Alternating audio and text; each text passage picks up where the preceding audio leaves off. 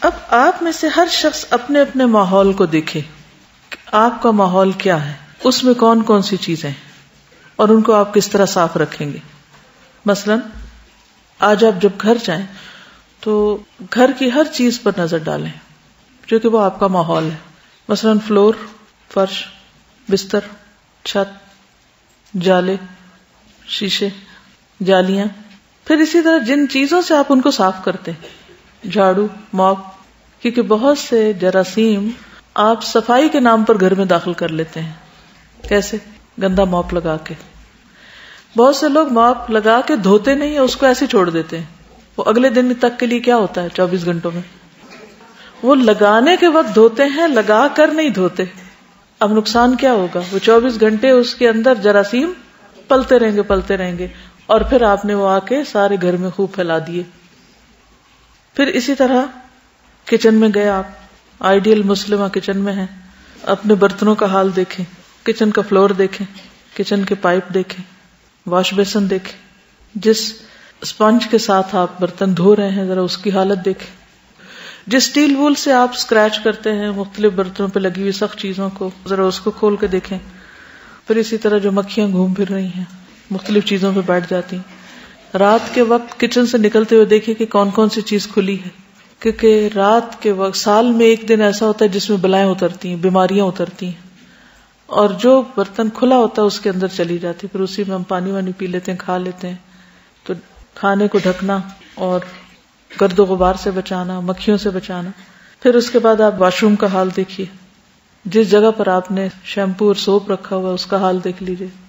Wash room کے mop اور wash room کا جو وائپر ہے اس کو دیکھ لیجیے کہ وہ کتنے کیڑوں کی آرام گاہ ہے. کموڈ کا برش دیکھ لیجیے اور اس کے نیچے کھڑا پانی دیکھ لیجیے، وہ پانی کہاں سے آیا یہ بھی سوچ لیجیے. ٹوتھ برش، اور پھر سارے گھر والوں کے ایک ہی جگہ اکٹھے ایک دوسرے سے ٹکرا رہے ہوتے ہیں وہ. جی ٹائلز آپ دیکھیں. پھر لانڈری جہاں آپ کپڑے دھوتے ہیں، واشنگ مشین کا حال دیکھیے، فلور دیکھیے، جہاں آپ نے سرف وغیرہ اور چیزیں رکھی ہوئی ہیں اس جگہ کو دیکھ لیجیے. ان سب چیزوں کا جائزہ لیجیے کیونکہ یہ سارا کچھ ہمارا ماحول ہے. ہم اگر آدھ گھنٹہ بھی لانڈری والے ایریا میں کھڑے ہو کر کام کر رہے ہیں تو اس میں جتنی سڑاند اور جو گندگی ہے وہ کون انہیل کر رہا ہے؟ کام کرنے والا ہی کر رہا ہے، خود آپ ہی اس کو سفر کر رہے ہیں، یعنی اس سے آپ ہی کو تکلیف ہو رہی ہے. کچن میں اگر گندگی ہے تو کس کو تکلیف ہے؟ آپ ہی کو ہے نا.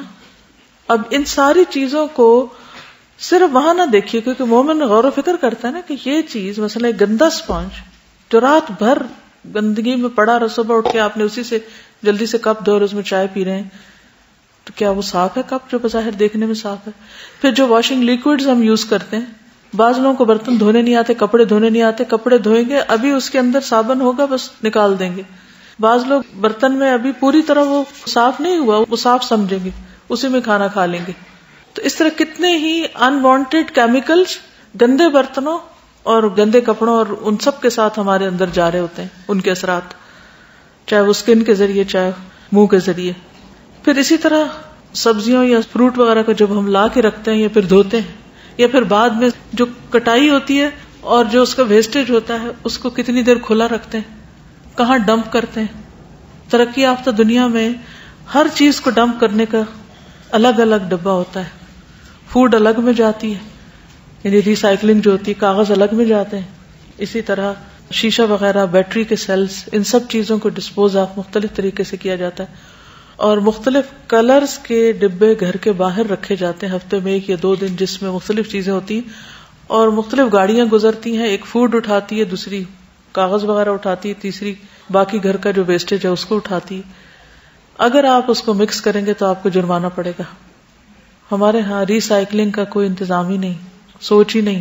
کسی بھی جگہ پر آپ کسی بھی ہائی وے پہ سفر کیجیے اور آس پاس اڑتے ہوئے پلاسٹک کے لفافے دیکھیے کہ ہمارے پورے ماحول کو کتنا گندا کر رہے ہیں. اور ان چیزوں کو جلانے کے بعد جو پولوشن ہوتی ہے، جو دھواں ہوتا ہے، وہ ہماری صحت کے لیے کتنا نقصان دہ ہے. آج پوری دنیا میں یعنی کہ گلوبل وارمنگ کے طور پر ماحول کی صفائی جو ہے یا پولوشن جو ہے وہ ایک بلا بنی ہوئی، ایک عذاب بنا ہوا ہے. لیکن ہمارے ہاں تو ابھی شعور بھی نہیں ہے اس چیز کا، جس چیز کو ایک بلا کے طور پہ دیکھا جا رہا ہے. اور اس سے نبٹنے کے لیے کتنی تنظیمیں وجود میں آ چکی ہیں اور کتنی بڑی بڑی ریسرچ ہو رہی ہے اس پر. ہم کب جاگیں گے؟ کیا واقعی ہم دین پر عمل کر رہے ہیں؟ کیا ہم یہ دعویٰ کر سکتے ہیں؟ پھر آپ اپنی ورک پلیس پہ ہیں، اپنے اسٹڈی ٹیبل پر ہیں، صرف اپنے اسٹڈی ٹیبل کو ہی دیکھ لیجئے کہ اس کی صفائی کا کیا حال ہے. ہم اپنے کی بورڈز ہی دیکھ لیں، ماؤس جس سے ہم کمپیوٹر پہ کام کرتے ہیں، کمپیوٹر اسکرین دیکھ لیں. اگر ہم نے کسی طرح کوشش کر کے گھر صاف ہی کر لیا تو گلی میں اتر کر دیکھ لیں وہاں کیا عالم ہے. اگر آپ دیکھیں تو بہت سارے لوگوں کا یہ کلچر ہے، مثلا ٹرکش جو ہیں ان کا بھی یہی کلچر ہے کہ جوتے گھر سے باہر، کوئی بھی ہو، بڑا ہو چھوٹا ہو، امیر ہو غریب ہو. جاپنیز کا بھی یہی حال ہے، وہ جوتے گھر کے باہر ہی ہوں گے اور اندر ننگے پاؤں رہیں گے یا ساکس وغیرہ کے ساتھ. تو پہلا سٹیپ کیا ہے؟